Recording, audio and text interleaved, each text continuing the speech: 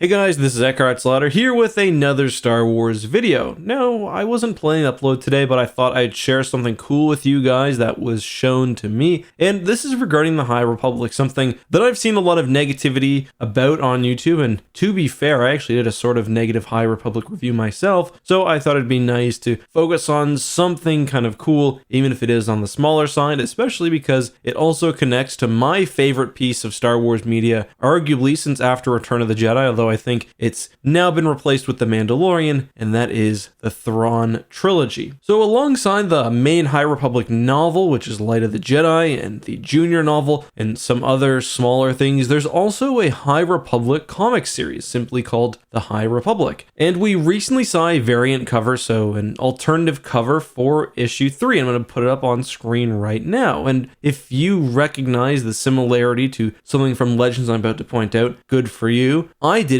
However, the pretty excellent actually Facebook page, Star Wars Upcoming Books and Comics, pointed out that this cover is pretty much a remake of issue 1 of Heir to the Empire, the comic series. If you look, basically you have the main character with a lightsaber up front. They are ahead of 2 spaceships. In Heir to the Empire's case, it's 2 Star Destroyers. In the High Republic, it's the cool new Republic heavy bomber. Then of course the enemy is in the back, and on the bottom of Heir to the Empire we have, I think, Coruscant, and then the new Starlight Beacon for the High Republic. So a very, very cool comparison. Now, I haven't actually been reading the High Republic comics yet. They are on my list, but this is just a really cool reference that, to be honest, I never would have recognized. Another thing that's kind of weird that I also didn't realize until somebody on my Twitter comments pointed out is the fact that Luke's lightsaber is absurdly large. Like, his lightsaber looks like it's probably 6 or 7 feet long, and I mean, Mark Hamill is not a tall dude. So that's it. It's a very clear and cool homage to Heir to the Empire in the High Republic number 3. So I obviously love that. I wonder if that was something that Disney or Marvel told the artist to do, or whether the artist was just a big fan of the Heir to the Empire comics. I'm not sure. But let's actually talk a bit about the Heir to the Empire comics and the series as a whole, because there's not really a whole lot else to mention. I don't want to end the video with that. So Heir to the Empire is actually one of the few Star Wars novels, especially of the Bantam era, which actually got a direct comic adaptation. Just off the top of my head, I can't think of any others which were translated pretty much scene for scene to comic book. And I mean, that just speaks to the popularity of Heir to the Empire. Those comics came out at a point where Star Wars was almost at a low point, maybe arguably a low point for all of Star Wars history when it came to fan popularity. The book released in 91. So you're pretty much in that in-between space between the original trilogy and the prequel trilogy. And this was before the EU really kicked off. There had been some of the Han Solo books, but not a whole lot else. The Heir to the Empire comic was actually released somewhat later in 1995, and it's an okay adaptation. It's very faithful to the original source material. Like, it's not quite a page-by-page remake of Heir to the Empire and the later 2 books, Dark Force Rising and The Last Command, but it's pretty close. I will say the art, unsurprisingly, never quite reaches to the really nice quality of the cover. I do think Thrawn looks a little bit odd here. That's because he's basically a cover version of the Thrawn we get in the comic book, but yeah. It's also interesting to think about, this is Coruscant appearing on the cover of a comic book 4 years before it was in its first Star Wars movie, The Phantom Menace, although of course Coruscant would later make its way into episode 6. And yeah, that's one thing that a lot of people forget. Coruscant was first named on screen in the prequel trilogy, but actually appeared in Star Wars books significantly earlier, almost a decade earlier. Although even the version of Coruscant which appears in Heir to the Empire is based off a combination of the Imperial Center from the old West End Games books and the general idea of there being an Imperial capital covered with a planet-spanning city from the Star Wars original trilogy. But yeah, I just can't miss an opportunity to recommend that even if you're not a fan of Star Wars books or are not interested in reading Star Wars books, check out at least Heir to the Empire. You can listen to the audio adaptation. It's got full music and sound effects and really great voice acting if you go with the 20th anniversary version. And the Thrawn trilogy, other than introducing many well-known expanded universe characters like Thrawn and Talon Karrde and Mara Jade and Admiral Pelion, then Captain Pelion, is also, I think, the closest that that any Star Wars story got to emulating the style of the original trilogy. The Thrawn Trilogy, although arguably not having the same stakes as, say, Episode 6, is a worthy continuation of the OT, in my opinion. And I was hoping that maybe we would eventually get a sort of DC-style animated version of Heir to the Empire, but now that it seems like Star Wars canon is going in that direction with the various TV shows, doesn't seem likely. Anyway, guys, sorry for the weird video. I hope you guys enjoyed it. Nonetheless, let me know what you thought of the variant cover. Let me know if you've been reading the High Republic comics. I haven't yet, but I will at some point. Anyway, until next time, be safe, have a good one, and may the Force be with you.